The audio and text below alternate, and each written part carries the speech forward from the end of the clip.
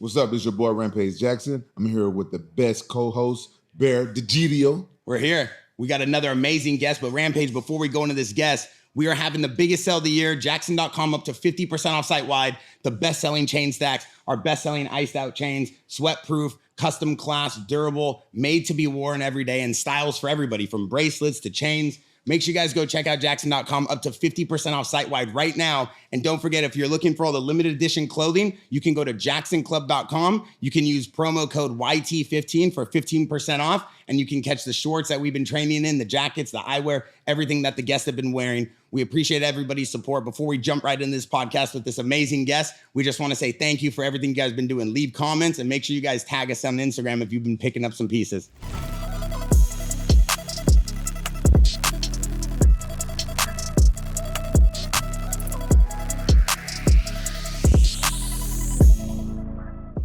What's up? It's your boy Rampage Jackson and Bear again with another podcast by Jackson and one of my favorite people in MMA, Dan Henderson. How you doing? I'm good. How you doing? Good. I haven't seen you since the MMA awards. Yeah, it's been a while. That was last year. That was last year. Yeah. Yeah, it's been a while. Yeah, I don't get to many fights anymore. Why? Why you laying low? I don't know. Just got too much other shit going on, and there's too many fights to catch them all. I know you training a lot of people too, huh? Training some. I mean, a decent amount, but not a ton. No, okay. I thought you had like a lot of fighters in Temecula. Yeah, we got a pretty good crew, amateurs and pros. So, you know, we got our pro practice every day during the middle of the day, and amateurs training in the evening. I wonder, do you miss fighting? Do you miss it? Do you miss being in there and fighting and stuff? Not really. You sick of it? I wasn't sick of it, but you know, it was. I miss the competition a little bit. Occasionally, when I see somebody that's got a different style that would have been fun to fight, that's when I'll miss it. But I don't miss the preparation at all. I know the training, and how tough that was doesn't make me miss it at all. No, I remember. I used to train with you and Matt Lennon and stuff back in the day in Temecula. Man, you guys go hard, man. You guys train pretty hard. I remember those days. Yeah, we go pretty hard. You know, but I think at the same time we were pretty careful with certain things. Like we didn't spar too much, so you could beat up your brain too much. But one hard sparring day a week, and then hard MMA, but light strikes. Yeah, you guys wrestle hard. That was the hard part for me. All that wrestling. Yeah, that wears you out more. It taxes your cardio a little bit more, I think. Yeah, it's hard to get that wrestling cardio. You get the boxing cardio faster than the wrestling cardio. You guys trained for a long time together?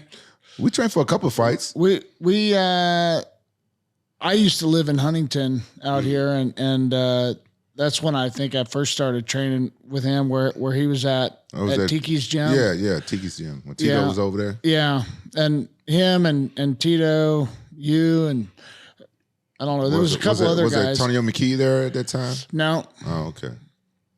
No, but there was. And it was before you were even in Pride, and then I remember I was there when you kind of got into Pride, I think. Yeah. I remember Mayhem Miller used to train with us. Yeah, and then he was out in Temecula for a while too. Yeah. Yeah, that's a unique time, a unique era.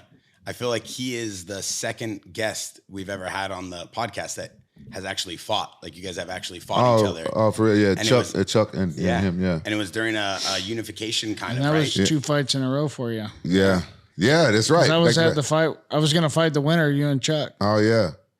I didn't know that. Well, yeah. Well, I came into the cage afterwards with the Pride belt. Remember? Oh, yeah. Okay. UFC had just bought Pride, and I think you guys were like one of the first unification fights where they brought the organization together. We was the first, but they gave that to Anderson Silva. But me and you, we did it first before you and Anderson Silva. Well, yeah. And I think they didn't know how to make it to where, because the rule differences and everything, you know, and the time for the rounds are a little bit different. They didn't know how to say it was unification because it's different rules, but either way, it did take me a little bit to get used to the cage again. I'd only trained like in a cage for like the last 2 weeks of my camp before I fought you in. Oh, for real? There was a couple times I think that I think I tripped over the cage once. You know that bar along the bottom? Yeah. Not used to. Yeah. And then I remember I had you on your back in almost a crucifix position. You walked up the cage. I'm like, God damn it. Bro, that was one of my toughest fights to date. Yeah. Yeah. That fight was tough. You know, I'm gonna tell you something. I said, I've trained with you before and I know how tough you are. I know how hard you hit. And I told my training partners, I said, look, tell me the last 30 seconds of each round. And then remind me again the last 15 seconds. And I'm gonna try to just go as hard as I can. And I think that's the only way I got the decision because I did that. Yeah, it was close, super close.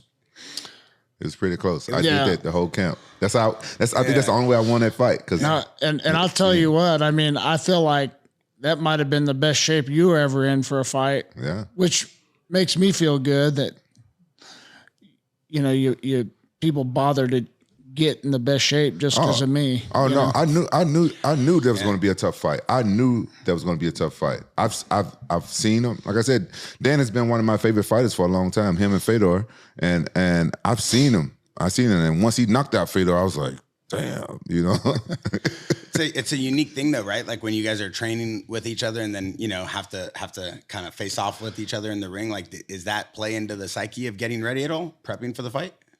I mean, not for me because my background with wrestling and I'll compete against the guys I train with all the time, and being on the national team, Olympic team for wrestling, we have training camps every year where all the top guys are at and you're training with them twice a year and then you're competing against them. Yeah.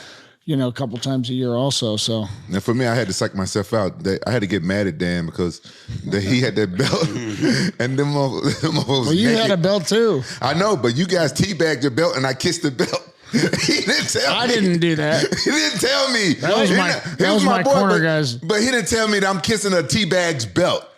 Who teabagged the belt? My corner guys from, right after I won it. The one time they took it into the bathroom, I was doing whatever I was doing after the fights, and they took pictures of it. And then he let me kiss the belt. Didn't tell me. Oh, whoa, don't do that. My teammates teabagged that belt, and he let me kiss the damn belt. I was like making out with the damn belt, all happy. I'm like, I'm gonna win this belt. He's sitting there just watching. That was Ryan Parsons' nutsack. That's deep. That's deep. Oh, I guess you didn't have to actually kiss the nutsack. You got to just kiss the belt. Well, I guess that plays into it. Yeah. Wow. You won UFC 17, right? The middleweight tournament. Yeah. How did you even get into the UFC? Well, I just got a call because I was training partners with Randy for a while and for wrestling for 5 years. Mm-hmm. And then Randy gave me a call and said, hey, I'm doing this tournament down in Brazil. So then I ended up fighting, but he ended up getting into the UFC in the meantime and not fighting down in Brazil. So, yeah, he just, because he was in the UFC, I was his training partner and cornering him. Yeah. They just wanted me to fight. What was your relationship with Randy? Like just from wrestling or friends or? Yeah, we were really good friends and had trained together. It's hard to find good training partners in Greco wrestling. So we were our main training partners for like 5 years. He was one weight class above me in wrestling. So. Yeah. In terms of like fighting, because I feel like you have such a diverse background, right? Like not too many fighters get to say they were so elite in all the different organizations. And obviously you had a belt in 2 of them. And who was like one of the hardest hitters you ever had to face? Well, I mean, he hits pretty hard. Fedor, maybe. He knocked me on my ass once during the fight. You've never been knocked out before, have you? Not knocked out. I've been knocked silly a number of times. Vanderlei was, probably, Rampage, Fedor, and Vanderlei are the top 3 for sure. Man, my fist was injured after fighting. Then I remember he had never been knocked out, and I knew I wasn't going to knock him out. I just knew. I said, no one's knocked him out. I'm not going to knock him out. He's one of the toughest guys. I don't think either one of us knocked each other silly, or I don't know if he got knocked silly. Yeah. You rocked me a couple times, if I can remember. Like prepping for that fight, though, was it something unique in terms of the fact that like you know, he's coming from like a different organization, so he obviously has to adapt to the new rule set. Like, did that play into anything? No, that didn't play. That didn't play into anything. Because you know, I was over there in Pride, and the weird thing about me, when I was fighting in Pride, I was training in a cage, and because there was no rings, nobody was training in rings and stuff out here. And for some strange reason, when I finally came over to the UFC, then I had to go train in the ring because nobody, the gym didn't have a cage. It was just one of those things. So I wasn't even thinking about that. I just knew that he was tough and he was smaller than me, and he always had good cardio. And I don't really like fighting guys that's smaller than me because they're normally faster. A little bit more quicker, yeah, more dynamic. Yeah. Does the ring compared to the cage make that big of a difference? I mean, it makes a difference more when you're on the ground, but you know, you can cut somebody off and corner them easier in the ring. The cage, you know, using the cage to get up and when you're on top, controlling the guy is easier. I feel like you got to be more technical to finish a fight in a ring than in a cage. Yeah. Because you can't use the ring too much to trap somebody. Did you like the rules in Pride better than UFC? I like most of the rules. You know, I felt like the rules here, they could easily add knees to the head on the ground. Yeah. And not soccer kicks or head stomps, but knees, you know, but Pride didn't have elbows, which I like also. Yeah, because they just cut you up. Yeah. Yeah, people rarely get knocked out in MMA from elbows, right? I don't see a lot, though. I mean, it could do damage, but I don't see a lot of people getting my very first event that I fought down in Brazil, you remember Tom Erickson? Yeah, big cat. Mm-hmm. Yeah. He fought Randleman, and Tom took him down, was on top, and just knocked him out with the nastiest elbow. Oh, yeah, I forgot about the ground and pound elbows. Okay, yeah, I forgot about those, yeah. I mean, just hit him square, and he was just out. Yeah. It's rare that you see that. I don't think I've seen it very often. Yeah, you don't see it that often, but I forgot about the ground and pound. You can get knocked out from the ground. But the standing, I see like guys in Muay Thai do it, like Muay Thai fights, they knock them out with elbows, or the spinning elbow, you can get knocked out from that. Yeah, I forgot about those. Catch them off guard. Yeah. Did you ever give any thought to boxing after MMA? Because you had such a glorious MMA career. Not really. I mean, I wouldn't want to fight against a boxer in boxing. I'd want to fight against a boxer in MMA. Yeah. But yeah, I mean, I'd use my wrestling a lot in MMA to set up my strikes and threaten with takedowns and wear them out in the clinch. Yeah. But standing right in front of somebody, I mean, I would be okay, but it's that big of a difference. It's what a lot of people don't get. Yeah, right? it limits what I could do. You trained a lot of boxing though, didn't you, throughout your career, right? I mean, I sparred a lot. I sparred with straight boxers a decent amount, but I think that made me more tired than doing MMA sometimes with these guys, just with all the volume they do and just, yeah. It's so a I totally don't know. different sport. Yeah. In terms of like boxing, what we see going on right now, like we've seen so much new forms of combat sports, like bare knuckle, for example, is coming up big. We just had that big fight this weekend. We watched Mike Perry, you know, and obviously these guys are going crazy. It's more of like a full assault fight than it is like a hand-to-hand like boxing fight. Yeah, I've only watched a couple of the bare knuckle shows. Both of them were Chad Mendes had fought. Yeah. And the first time I watched it, I'm like, holy shit. I wish that was here earlier because that's right up my alley.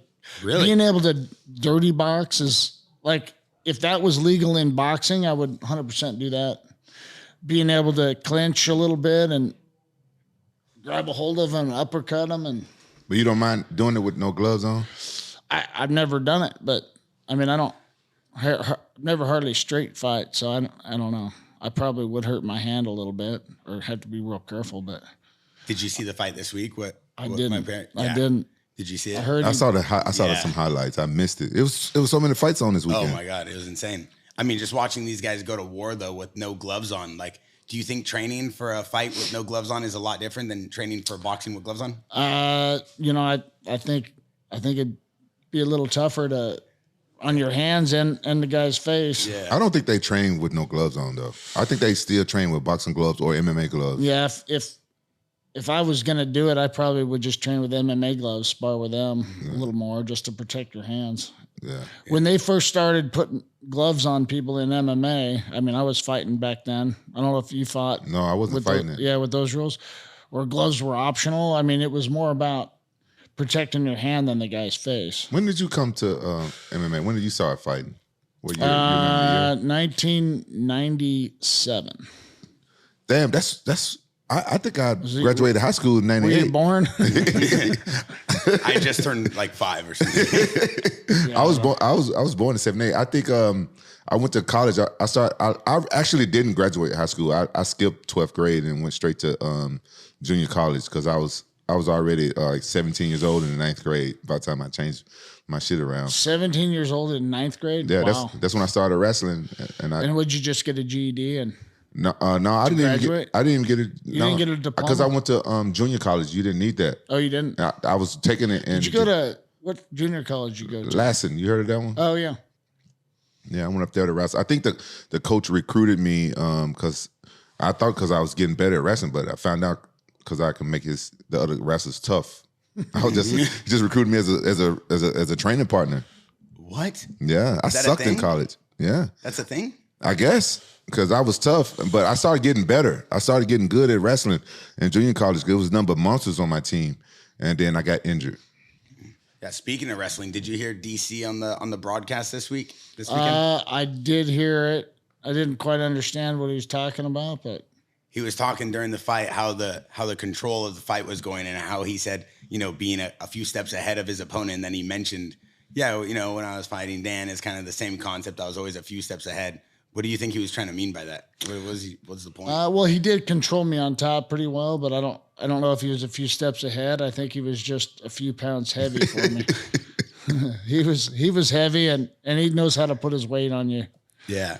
But and guys like him that when all they want to do is take you down and they're capable of doing that, those are probably the toughest fights for me. Style-wise, not necessarily because it was a tough fight, but just because of the style. Yeah. It was hard for me to punch him in the face when that's all they want to do is take you down. Yeah. Yeah, he was way bigger than you in that fight. It was like I weighed in at 199 for light heavyweight.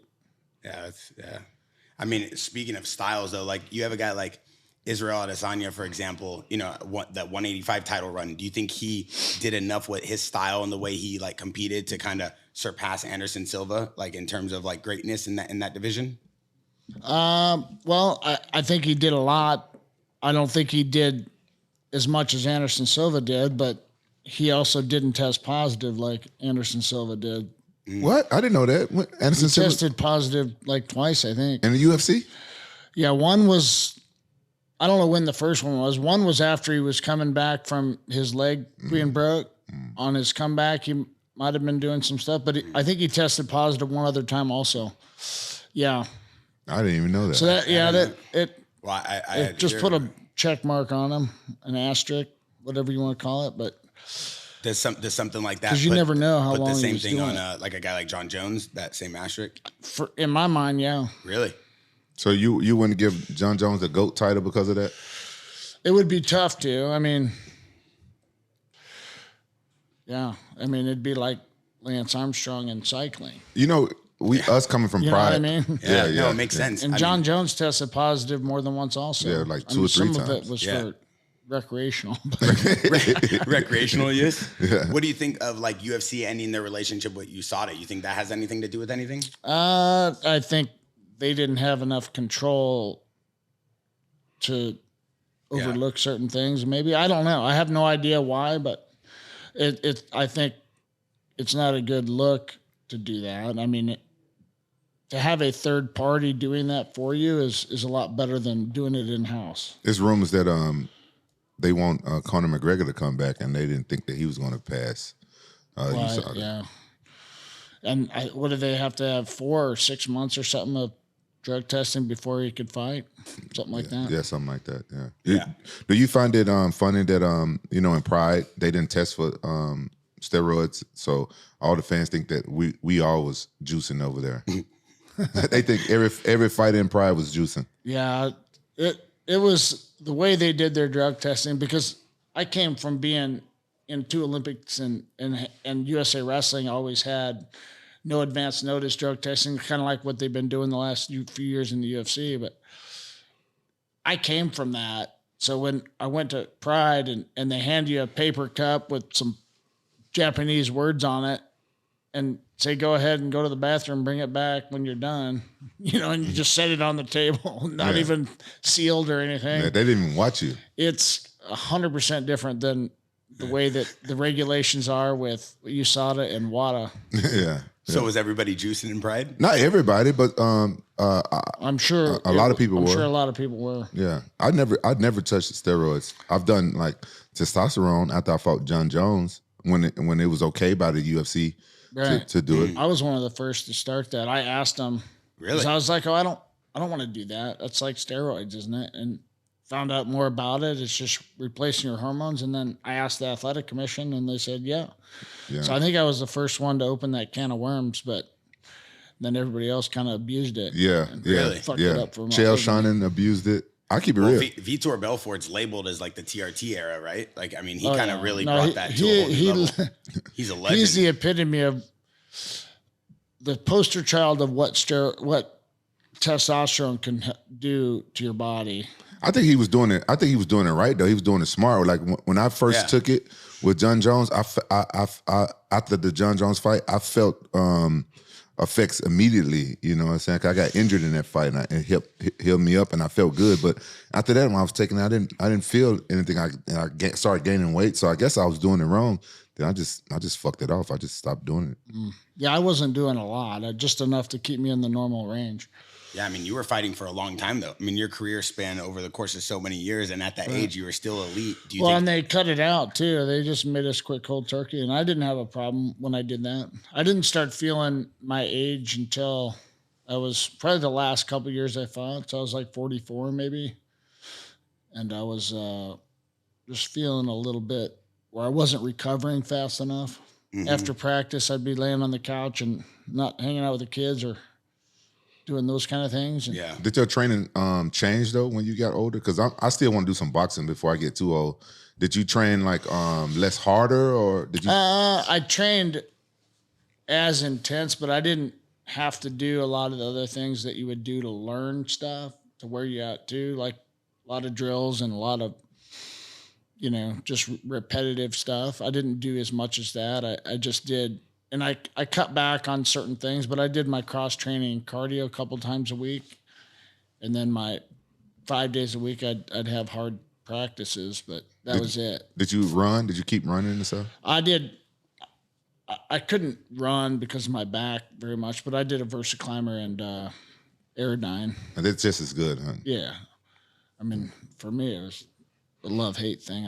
I hate love what right it now. did to me, but the VersaClimber especially. Oh, man, that's the hardest thing. But I hated it. That's the hardest thing. Have you ever done that? No, I've seen it in the gym. Oh my God, that's the hardest thing. That's harder than running. I'd rather just run. Like it would do nothing for me. What? Really? What? It's just like going like this? Man, I want to see you do that for 5 minutes. I do the assault bike in here. That thing will kill me. No, the VersaClimber is probably the hardest thing in the gym. Yeah, for sure. Really? That's crazy. I mean, did your training regimen kind of have to adapt over the years? Because you went UFC, Pride, Strikeforce. I mean, I would make my training camps longer so I could ease into it for a couple weeks, and then I'd stay kind of peak it up and towards the end, and then kind of taper off a little bit better. But it's a unique thing to be able to say, like UFC, then Pride, then Strikeforce, then you bounced around so much. Did it have to do mainly with money or the fights or the organizations? Well, I mean, I probably would have done my whole career in Pride if the UFC didn't buy them, and then I was back there. Really? And I left the UFC just because that was a money thing. That I asked them for a certain amount, and they said no, and I said okay, thanks, and then went to Strikeforce and asked them for the same amount, and they said okay, and got the strap. Were you your own manager throughout your career? Part of it, but I had a manager during that time. But I was his only MMA guy. He kind of came from a lot of baseball, football guys that he managed. Talk about Pride. You remember they used to give us cash money? Oh yeah. Oh man, I missed that. You guys both light up. You guys both. Oh yeah. Oh yeah. No, that's why I say I relate myself to a stripper, because when I first started fighting in Pride, I was thinking I was only going to do it for a year, because I had just finished wrestling, and I was going to go to chiropractic school. Actually, I was accepted, then put it off for 4 years, but then I started fighting. So then I was like, well, I'll fight and make some money for about a year. And that was when I first got to Pride. And then they paid you in cash, and I'm like, man, that cash is kind of hard to walk away from. So I'm like a stripper that thinks she's only going to do it for a year, and she's still doing it when she's 46. That was me. It's like the cash thing. Like, you go overseas, you beat someone up, you get a bag full of cash, you come back home. Like, it must have been an insane feeling. Yeah, man. But back then, those guys, they was making a grip. Pride was ripping me off. I didn't find out I was getting ripped off until I started hanging around Heath Herring. He told me, like, he asked me, we couldn't tell each other how much we got paid in our contracts. We wasn't supposed to talk about our money. And Heath Herring asked me, he said, yo, how much money you getting paid? I'm like, man, I can't tell you that. He said, come on, man, tell me. And I told him, like, you getting fucked. I was like, I'm like, how much you getting paid? He said, I can't tell you. Was it hard doing like the negotiations with UFC to get what you wanted? Because you were such a legendary name. I'm surprised they would want to let you go back then. They just have their thoughts on certain things, and don't think people are worth what they think they are, which happens a lot too. But it was when I was my contract ended when I knocked out Bisbing. So that was the last fight on my contract, and so it was a good timing for me to have to negotiate, and they said no. And, wow. I said, okay. Yeah. I mean, I was asking them for the amount I was asking them for was combined with possible pay-per-views, which is a question mark on how much you'd make on that, and it was an estimate of so much per fight I would get. And I went to Strikeforce, and they just gave me, win or lose, that amount. Wow. No matter what. So I was like, it's a done deal. Yeah. I think the fans and people don't understand, our first fight is with the promoter. They always want to get you for the cheapest they can get you, and we want the most that we can get. Yeah, of course. Without you guys, there's no fight. Right. Yeah. Without you guys, there is no pay-per-view. Right. And you guys had the most legendary names back then. Now, I don't think too many of these guys can demand that type of money since there's so many names and so many fights. But back then, like, if you guys were fighting, I mean, the world stopped for the night, Everybody watched. You guys were setting precedent and building the entire empire for them. Obviously they did a great job with these network deals and putting together organizational fights and structure, but still, without you guys, there would have been nothing. Right. I agree with that. We put on the show, like, it's a whole new generation. I just feel like right now they're having way too many fights. It's just my personal opinion. They're having way too many fights, and a lot of people don't, they don't take time to get to know these fighters. But what they're doing now, they're doing a good job of promoting the fighters' social medias. And you know how people are getting to know people through their social media. So that part is good. But back in our day, social media wasn't really a big thing. It wasn't a thing at all for a while. Yeah. Yeah, you didn't have one back then. Yeah, we didn't have one. Was your feud and kind of your relationship with Bisbing, was that real? You guys hate each other? What's the deal with that? I don't hate him. I just have no desire to hang out with him. Yeah. But I mean, it wasn't like when I fought him, it wasn't like, it wasn't anything personal to me. I never hung out with him. So it wasn't like I had been, even though we coached Ultimate Fighter together, I had to deal with him a little bit, but it wasn't like we were face to face that often. Yeah. And he was a bit of annoying, and I think the word I used on the show was douchebag. Yeah. But I don't know him personally, and I don't care to know him personally. Yeah. But it wasn't anything personal. Like, it wasn't a feud where if I see him, it's not one of those. That knockout, that jump in the air slam knockout looked kind of personal, though. I did almost the same thing to Vanderlei when I knocked him out before that. What? Hold on. What? No, I mean, I didn't want to say it, but I'm glad you did. I can't say it. Yeah, that looked personal. I want to be honest. It looked personal when you shut him up after. But I literally did the same thing to Vanderlei. I knocked him down, and jumped on top and hit him like one or two more times. Just for fun? I didn't get airborne was the difference, but it was almost the same thing. But in the heat of the moment, it just happens. Yeah. And I tried that the second time I fought him and knocked him down, and I missed by fucking half inch, and then the fight went on. So you never know. You fought Vanderlei twice? No, I did fight Vanderlei twice, but I'm talking about Bisping. You fought him twice? Yeah.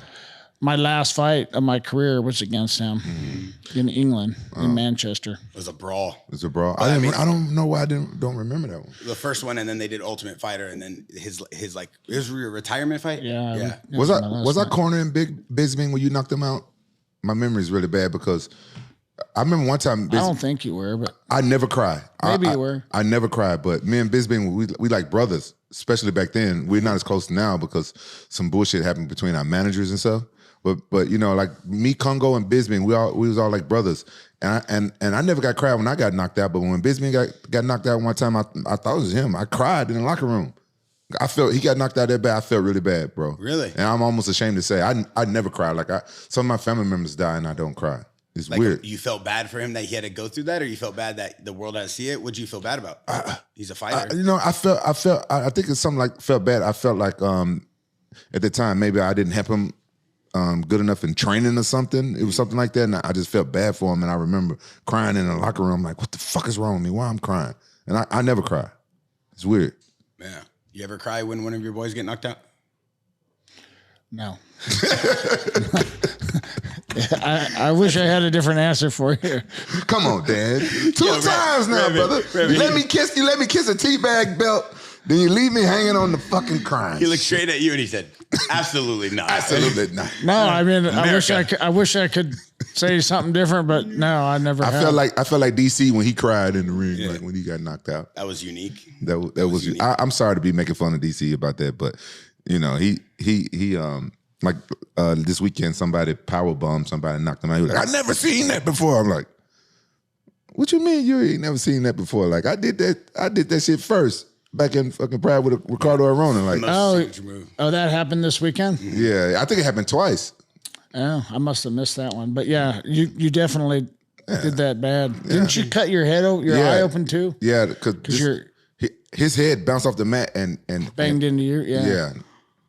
Yeah, everybody think I headbutted him, but for all these years, I thought that he headbutted me. But then I saw a picture recently, and I don't know if the picture is when his head bounced back, or it does look like I headbutted him though. It does look like, but I think his head bounced off the mat and hit mine. Right. Yeah. It's hard not to happen when you slam somebody like that in a triangle. Yeah, but he was already knocked out, so the headbutt don't matter. He was already knocked out. He didn't feel it. No. It's interesting though, because there was a video. It was like super viral. I don't have it, but it's basically after the fight when you did beat Bisping, and then you're like, "Yo, that was basically to shut him up." But it seemed like the whole internet was like going nuts about it. I mean, obviously this is years ago, so the younger generation of MMA that hasn't seen the video obviously has to go look it up. But like, because I'm still intrigued, because like you guys as these legendary fighters had such amazing battles. It seems like the feuds, like the rivalries, were so intense back then. I mean, we see a little bit of it now, but it's more of the McGregor style show, and it's more of like McGregor leading the way on that. There's not a lot of true, authentic like rivalries. Was that really like a rivalry though for you? Like, is that why you had to shut him up, or because there's got to be something deeper there? I feel like the world wanted me to shut him up. And literally, I almost every day, no matter where I go, or whether it's in my town or somewhere else, somebody tells me, "Thank you for doing that. Thanks for shutting him up. Thanks." That was my favorite fight. I mean, somebody mentions that fight almost daily to me. Yeah. Wow. All right, that makes more sense. I get it. So, I mean, it was more about everybody was thinking the same thing. It wasn't just me. And I didn't like hearing him talk. It's tough for me to watch fights sometimes when he's commentating. Still today? Well, he's just annoying sometimes, and he says some dumb stuff. In terms of like technique, like the way. Yeah, I mean, but whatever. Yeah, no, I get it. He keeps it real. Think about it. If you did an Ultimate Fighter against somebody and they annoyed you for 6 weeks, that's a 6-week show. Oh wow, he annoyed you the whole show, huh? Yeah, I think ours was like closer to 8 weeks, but yeah, it was. I mean, I didn't have to be around him during the practices, but he'd be coming and going, you know, and I remember my team always had the morning workouts, and my guys didn't care about getting up early, and I managed to do it, but you know, in Vegas sometimes that's a little tougher, and Biswing was out there partying a lot, so you know, so halfway through I was like, hey, we're gonna switch practice times now. We're gonna do the later one, and I only did it more just to piss him off, just to see if he could get up early.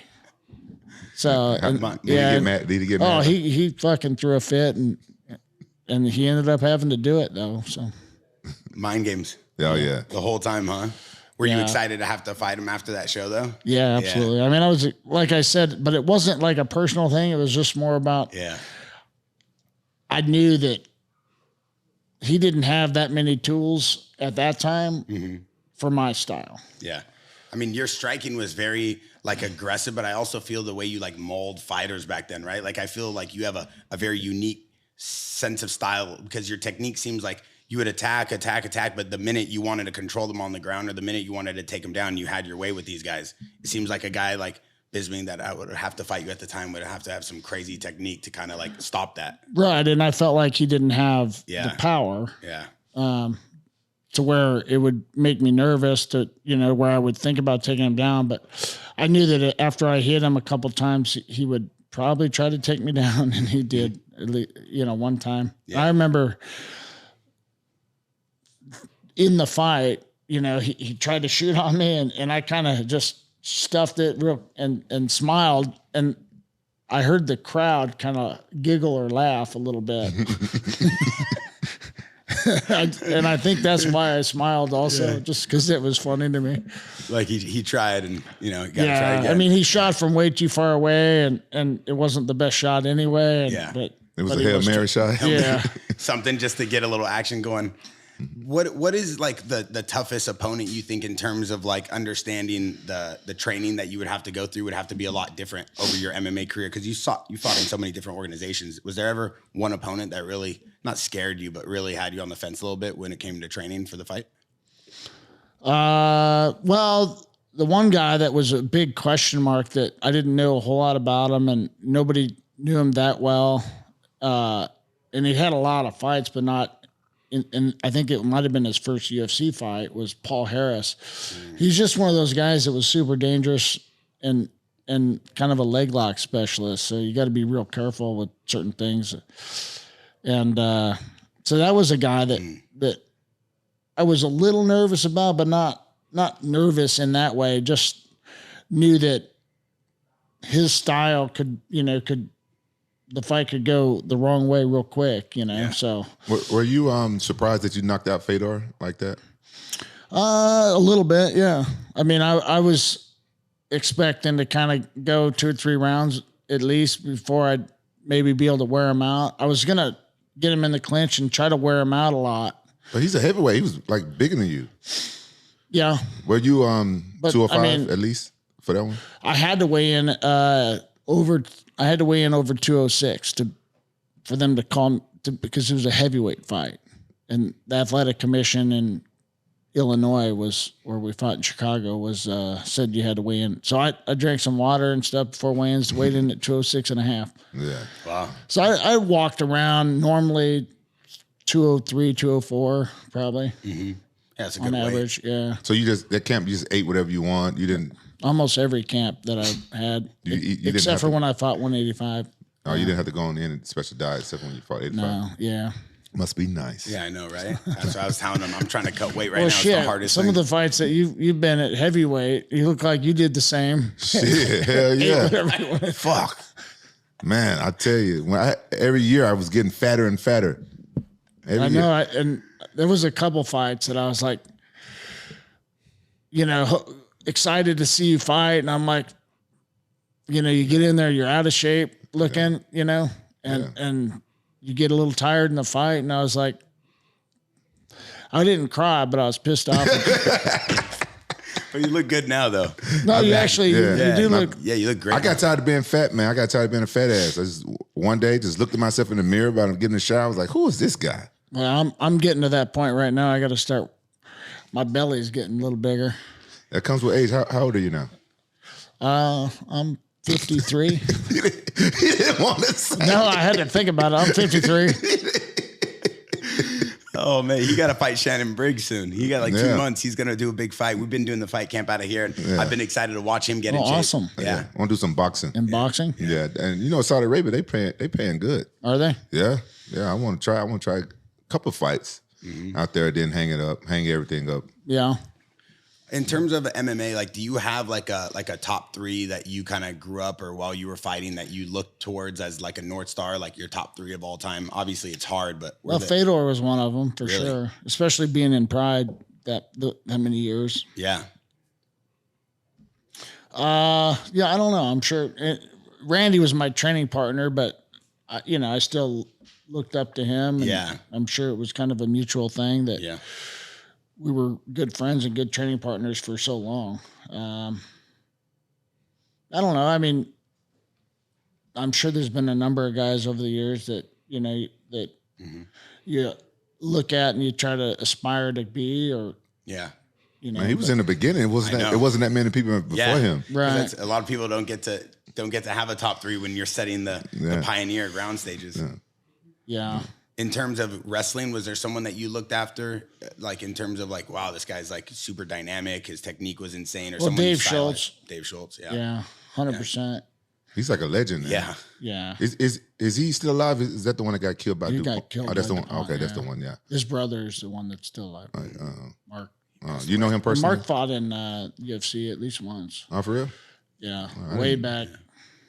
In terms of your book, like you have a lot going on. You just came out with this book. I saw you were on Joe Rogan promoting it. I had reached out to you. I'm like, yo, we got to get you on the podcast with Rampage. Did you bring the book with you? I totally forgot to bring We it. ordered a bunch though. It's a great book. You got it. It's phenomenal. What's the name? What's the name of your book? So it's called Hendo, the American Athlete. Yeah. So when we fought in Pride, I guess I had a lot of nicknames back then, and half the time they'd call me Dan, but the media, I guess, nicknamed me the American Athlete. Oh, that's cool. So I was like trying to figure out a name for the book. I'm like, I'm just going to use that. Oh, that's cool. And what is it about your career? About growing up and how I became who I was. And then, a lot of it is, kind of going through some of the fights. A lot of it's going through my wrestling life. You sat down and you typed the book up yourself and did all that? No, I had a co-writer. Oh, yeah. So I did a lot of talking and he did a lot of the writing. Yeah, I'm going through that right now. Yeah. Yeah. Yeah, it was, we hammered it out pretty good. And the book is like me talking. It's good. Is it on Amazon? Can we order it? It's on Amazon. It's on barnesandnoble.com. Oh, And okay. I think MMA Premier Collectibles or something like that. Hey, all you hardcore MMA fans, y'all better go get this book. 100%. 100%. You got to show love. We saw you on the Joe Rogan show promoting it. Did you get like the Joe Rogan effect? Did the book sales go nuts after that show? It went quite a bit. He didn't put it on his own social media, but yeah, it definitely helped for sure. And it was, I think they aired the episode the day the book release happened. Oh, that's so, cool. Yeah. The timing was great. And it was great catching up with Joe. I hadn't seen him in years, so Yeah. it was fun to catch up. When we air, can we put a link? Yeah. We'll have a pop up, and everybody watching this will also have the link in the bio. Oh, okay. Yeah, right now we have the biggest sell of the year, our JAXXON sell on JAXXON.com. All the chains are up to 50% off site wide. So in the description, we have that link. And in this video, we'll make sure we put Dan's book there. So everybody watching this, go in our description, click on his book, buy it, leave a comment on our video and let us know that you got it so we could show Dan some support. Yeah, I would love to hear feedback on it too. Yeah. So what are you doing with your book? Well, during COVID, I wrote a MMA book, and when I talked to this guy who was gonna help me get it published, when I told him I wrote a book, he assumed that it was an autobiography, and I said, no, this is an MMA book, because I get asked a lot of MMA questions, and I had one of my sons was going to get into MMA, and I didn't know what was going to happen with COVID and all this stuff. I just said, you know what, let me write this so anything happened to me, God forbid, I can pass something down to my son that I want him to know about MMA, and it turned into like a MMA for dummies type of thing. Just learning what you need to do to learn how to do MMA? Yeah, or and the history of MMA. Like the stuff like how to choose a manager and what to look at and the fans, how to deal with your family members, and it's just like a whole bunch. I just go over a whole bunch of stuff, right? And I give it to the guy. He said, "No, you need to do an autobiography, and you can do this book. 'Cause this wasn't a big book, and he was like, you can use this as like a manual. The guys can take it to the gym with them." But you need to do an autobiography. So I said, okay, damn. So now I started writing an autobiography. And you got a guy to help you? Yeah, I got a guy from my hometown, Memphis. One of my friends I wrestled with in high school, he hit me up recently and said, hey, I got this guy that writes scripts and stuff, and he writes books. I said, oh, okay, let me meet him. Cool. And we get on the phone, just started writing a book. It's a lot of work. I didn't know it was going to be a lot of work. No, it's tough. Yeah. Yeah, it took, I mean, we pumped it out pretty quick, with once we got started on it, we pumped it out like 3-4 months. So did you publish it yourself? No, it was we had a publisher. Oh, okay. I got turned down for a publisher that first book I tried because I guess they looked me up and they saw I humped a reporter. They was like, nah, we don't want to publish a book. You humped a reporter. And I said, all right, O.J. Simpson got a book. Fuck y'all. I do it myself. That video is like a skit video for UFC. It's like 10 years old and everybody knows what it was. It was a part of the game at the time. Yeah. It's crazy. I know we're going to be wrapping up soon and I don't want to take up too much of your time. We appreciate you coming on. But I've seen this photo of you guys like flipping each other or like fighting each other on set of a show. I don't know what show it is. I don't know what you guys were doing, but you guys look like you were like car mechanics or something. Someone's got to explain this. Was that for King of Queens? Yeah, it's King of Queens. We did it years ago. Yeah, they were like delivery uniforms or whatever. Yeah, right? yeah. What was it for? Just the show? You know the show King of Queens. Yeah. What's his name? James. Kevin James. Kevin James. Yeah. He used to train with us. We used to go up there and train him, and we became friends with him. Yeah. Your guy Rand Parsons trained him, didn't he? Yeah. It was like did his diet and chiropractic and kind of personally trained him. Yeah, he's a big fan of MMA, Kevin James. So he asked us to be on the show. That's why he also did that movie. Here Comes the Bang. Here Comes the Boom. Yeah. Here Comes the Boom. Yeah. Was you in that movie? No. No, but I mean, it was pretty good. It's a good movie. Yeah. He's a big fan of MMA. So he had all us come on there and fight him like a scene. We got in a fight with him or something. Yeah, I think it was like his memory or like visualizing of how the fight's gonna go. Yeah. And he turns around and sees us in front of him, and I took my teeth out. Did you guys actually? He hit me. I took my teeth out, and then I went with him, and I had to flip him over my back. Kevin James? Yeah, and he's not a small guy. No, he's big. Yeah, he's big. Did you flip him? Yeah, like onto a crash mat, like probably 10 times. Yeah. You had to do it a couple times for TV to get it right. Yeah, and all the different angles. So yeah, that's what was most memorable of that to me. It was Frank Trigg, you and Randy. Yeah, it was pretty funny. It was a fun. I think that was my first time doing anything in TV. Yeah, that was pretty. It was pretty fun. It's a good crew. Yeah. That's a unique crew. Randy was on it with you too? Yeah. Wow. Yeah. You guys should go back and check it out on YouTube. Speaking of that, how'd you like doing was it the A-Team, right? Oh yeah, that was fun, man. It was because that's a show that we probably all watched growing up. Bro, that was really fun. Just doing it, just being a part of that and playing the same character Mr. T played. It was like a dream come true. It's really hard to explain. But it was a lot of work, though, bro. Yeah. 6 months.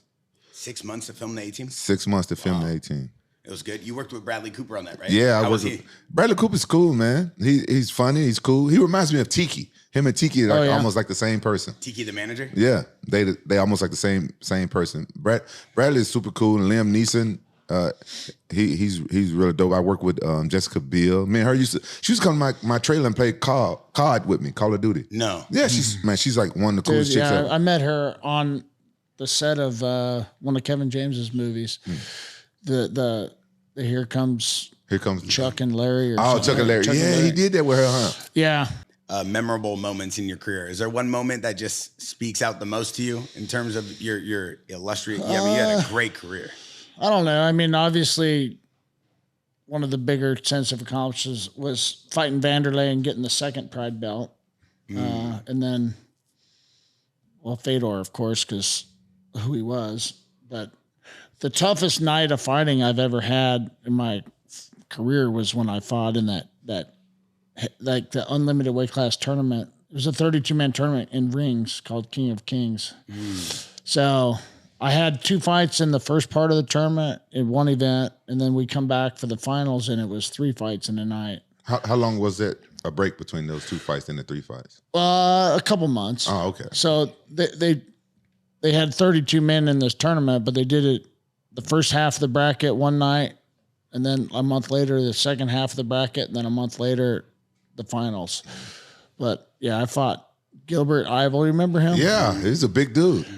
Fought him, Big Nog and Babalu in the same night. No way. You beat all 3 of them? Yeah. Wow. The Babalu fight was crazy. And Big Nog, we were clinched, in the first round, and he pulls guard, jumped to pull guard, and his ass landed on my leg and just popped my knee, and I was like, oh my God. So popped my MCL. So that was the toughest thing about that is I had one more fight, and it was for a lot of the finals were worth a lot of money. Second place wasn't worth that. Like I would have fought 5 times for about 30 grand if I took second. No. The final was worth 200 grand. And back then it was a lot of money. I'd never made anything in my life. So that got me motivated to look past my knee. And You won the tournament? Yeah. That was in Japan? Yeah. So that was cash money too. And that's after that is when Pride hit me up. Oh, damn. So that was right before Pride. Wow. Yeah, and they paid me in cash. I was like, what the fuck? You flew home with all that cash? Yeah, I was nervous. How you do it back in the day? You didn't care. Well, I claimed it when I came in. I didn't know anything about. Okay. So they took some. I've always claimed my money. Yeah. Me too. Yeah, you got to. You got to claim it. Yeah. Watching this, we always claim it. You always claim. You got it. You got to always got to claim it. You got. And I paid taxes in Japan as well. Good. Yeah.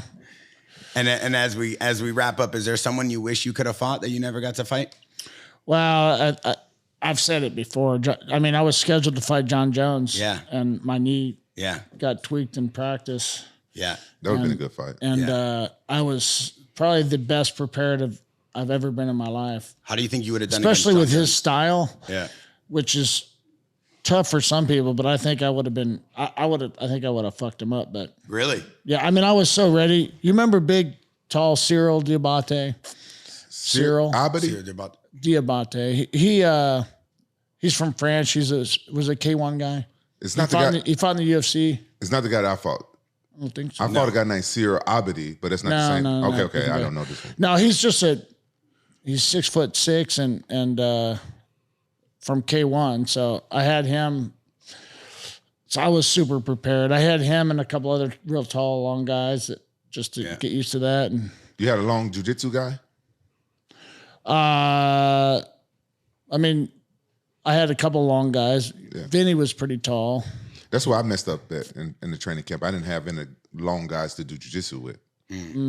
What do you think made you so prepared that you would have destroyed John Jones? Well, my cardio was probably better than it ever had been at that point. And then just the timing and the style that I kind of was going to have for that fight was just, staying in his face and not letting him. The guys that have trouble against John is the guys that let him control the fight. So you just got to stay in his face, I think. And obviously he's got usually a pretty good game plan, and I'm sure he would have been trying to take me down. Yeah. A little bit, but I'm sure he would have been trying to stay on the outside. He would have definitely been, if you would have fought him with that hurt knee, he would definitely have been kicking that knee back and poking you in your eye. Whenever you did anything good against him, he's poking you in the eye and kicking your knee backwards. He is one of the reasons why they're so strict now about having open hands. Yeah, they changed the gloves because of him. Yeah, Dana White came out with that video. I remember when your knee and what happened, and they canceled the whole fight, and it was like a big ordeal. But like everybody was talking crazy on the internet about that. Well, they offered Chael the fight, and Jones said no. He thought me and Chael were in on it. I'm like, how am I going to be in on it with him? I did know that I was injured for a couple of weeks, but I was still trying to fight. I still had in my mind that I was still going to fight, and then my team's like, so like 1 week before, and that's when Chael found out a week before. And it would have been a lot better for John to fight him when Chael's not in shape. Yeah. John Jones thought you were in on it. That's why he didn't want to fight Chael. Well, he thought, me and Chael kind of, but who cares? Yeah. I mean, take the You fight had if a you full want it. training camp. You're in shape, obviously. Jones, for Jones, but Chael wasn't in shape. Mm-hmm. So, but they ended up fighting before. It was probably a little tougher when Chael and John fought is when Jones he broke his foot. Toe. Yeah, that was nasty. That was gross. Yeah. I love it. I love it. I mean, the fact to have you on this and to have you here and to share some moments with us, I just want to say thank you from the bottom of my heart. I know we're doing this for the MMA community. And like I told you, we're doing boxing and combat sports. And we're really just trying to take this to the next level and kind of build a platform where guys like you, legends like yourself, can sit here and talk with Rampage and myself and just kind of give back to the MMA world. You've already done so much for them, but I think people still love to hear you guys, and you guys have the biggest names of sports we'll ever see. So I appreciate you taking the time today. Well, thank you. I appreciate you guys having me, and obviously it's good to see Quentin. Yeah, it's been a while. Everybody calls you Rampage, but I've always usually called you Quentin. Yeah, I love it. That's fine. I don't even know if you were Rampage when I met you yet. Now, I've been Rampage since I was 8 years old. Okay, so yeah. It's but I met you as Quentin. Yeah. After all these years, when I first meet people, they ask me what's your name, I say Quentin. I don't even I don't even really say Rampage that much anymore. You know what? I'm weird. It depends on which mood I'm in. It's tough having like a nickname. Yeah. You don't. Well, you I mostly say Dan, but you go by Hendo. Yeah. Half the time I go by Hendo. I mean, everybody calls me. Half the people call me Hendo. Half the people call me Dan. No. The closer friends call me Danny. They call you Danny? Yeah. Is that what your parents call you, Danny? Yeah.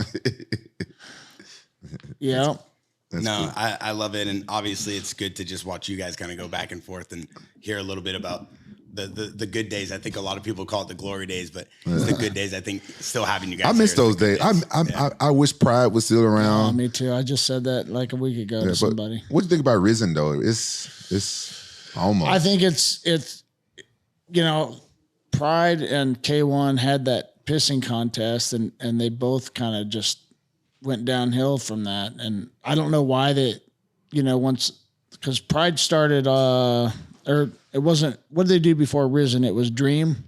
Did they do Dream? I think it was Dream. They tried Dream. And I don't know what happened to that, but I don't know why the fan base didn't just come back the way it was. Because it was, no matter, they're smallish, their probably average size show was 45,000 people. Yeah. I don't know what they're getting now, but probably not that. I think they lost their TV rights with that whole Yakuza stuff. Yeah. Because Japan was trying to get rid of all the Yakuza. But K1 was in a different Yakuza too. So yeah. It wasn't like. Yeah, K1 is gone too, right? I think they both kind of hurt each other. They lost Fuji TV. Just having a pissing contest. Yeah. They both lost Fuji TV, and that's how they lost everything. That's how UFC bought Pride. Yeah. They lost their TV deal. Yeah. It was the best show in the world. No, it was, and I'm sure you got asked that too, who had the best fighters, blah, blah, blah. But I always said that I think the fighters are great in UFC and in Pride. Pretty comparable. I thought Pride had a little more depth because they only had 2 weight classes at the time.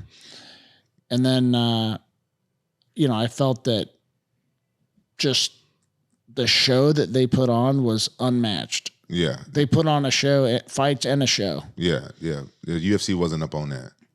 They still... No. Nothing compares to that. The opening ceremonies was awesome. I like that. Entrances. Yeah, I like that. They called everybody out, all the fighters out. Yeah. I used to get nervous right then and there too. Yeah, I literally... So I do fights at my gym, amateur fights at my gym like 4 times a year. And I've done... A couple of weeks ago, I did my last one, and it was the 14th one that I've done. And I did an opening ceremonies for the first time, and just called them all out into the cage and introduced them all before the show. Yeah. So, and it brought back all the Pride memories. Yeah. So I'm going to start doing that every time now. Yeah. Yeah. One of my friends fighting in Risen, so I go and Risen, they trying to be like Pride. They do all that stuff now. I think that's good. Isn't the same announcer chick that with the crazy voice still doing it? Yeah. Yeah. She's cool. Yeah. Yeah. She's cool. I'm trying to get a couple of my smaller guys over there this next year. So yeah, you should. I'll probably be over there a couple shows. Yeah. Yeah. And you should. Saki Kibara, he's still the same. Yeah. He's real nice. I liked him. He was the only one I liked older. Did you have to deal with Yukino and Hideki? Yeah. I couldn't stand them. Yeah, they were tough for sure, especially her. Oh, yeah, she was the worst. And he was her bitch. Yeah. So, but yeah, no, I had to deal with them. But yeah. I didn't like them at all. They hated me. They hated my guts.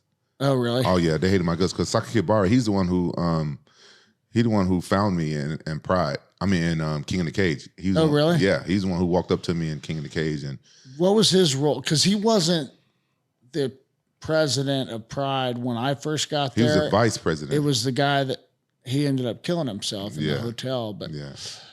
So he was the vice president then, and he found you in King of the Cage. And then shortly after that, I was supposed to fight Ken Shamrock. I was training for Ken Shamrock.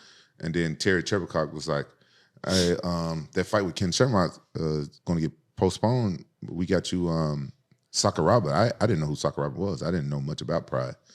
And it was like a 2 weeks notice fight. And he said, but we're going to double your pay. I'm like, okay, fuck Ken. I'm going over there. Yeah, I think I remember because I think I was in Huntington during that time. What year was that?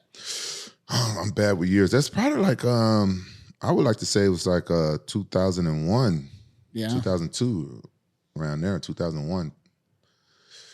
And I had just started training with I had just left that gym. I started training with Chris Brennan. You remember Chris Brennan? Yeah. He lived in Temecula for a while. Oh, for real? Yeah. Yeah, I stopped fucking with him after that fight because I wasn't supposed to leave the country. I got in trouble in college, and he asked them right away. He said, "Hey, if Rampage can't make it for some strange reason, can I fight?" Oh, really? Sakuraba. And then I guess he trained some police officers. I guess he looked up my background, and I wasn't supposed to leave the country, so I got arrested as soon as I gave my passport to get on the airplane. Oh, really? They had airport police right there, and they arrested me. Took me. You didn't hear this story? No. Yeah, they took me to jail right away, and Terry Trevorcock and Pride, they had to bail me out.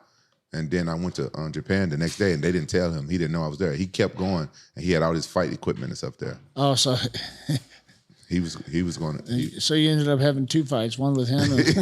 No, you know, I believe in karma, so I didn't say anything. And plus, Terry told me not to do anything, you know. So I was like, whatever. Well, that's kind of screwed up. That was screwed up. After that, I didn't train with him no more. I didn't deal with him no more. But the police that arrested me, you know, saying I guess he felt kind of bad for me because again I was crying in the backseat of the car. No, but I do cry when I get real angry. I can't do nothing. I do cry then, and I was like crying, like I was real mad. Tears coming out of my eyes because this was gonna be the most money I ever made, and I was broke at that time. You know, so I needed that money, and he was like, "Man, I feel bad for you. Normally we don't catch people until they come back into the country. We have no way of knowing that you're gonna leave the country from my database." He said somebody snitched on you. And everything came together. I found out it was Chris Brennan who set me up so he could fight Sakuraba. Wow. Yeah. That's pretty dirty. That was dirty. So after that, I didn't fuck with him no more. I didn't see him no more after that. I stopped training at that gym. I think I went back to training at Tito's gym after that. Because the only reason I left because my friend who started me to fighting, he left the gym when Tito came. Just trying to be loyal and it bit me in the ass. Yeah, that happens sometimes. Yeah. All right, Dan. I want to say, I want everybody to go and get Dan Henderson's book. What's the name of it again? Hendo, the American Athlete. Get Hendo, the American Athlete. If you call yourself a true MMA fan, you should have that book. And thank you for joining us on this JAXXON podcast. Oh, my pleasure. Thanks for having me. Yeah, absolutely. It's an honor. It's an honor to watch you guys go back and forth too. So man, we can sit here all day. There's so many stories. I know it's natural too. You guys laid the foundation, and I'm glad that the MMA community, sees that. Especially for you, a lot of people have requested you. They wanted you on the show, and it's good to see that people still understand where the roots of the sport came from. Well, it's always good to hear that. Yeah, absolutely. So, and make sure you guys go check out JAXXON.com. We're having the biggest sale of the year, up to 50% off site-wide. And if the sale's over by the time this video comes out, make sure you head over to club.jaxxon.com. You can pick up some of the new merch and pieces and show support. Leave a comment. Let us know who you guys want to see next. Much love. Much love.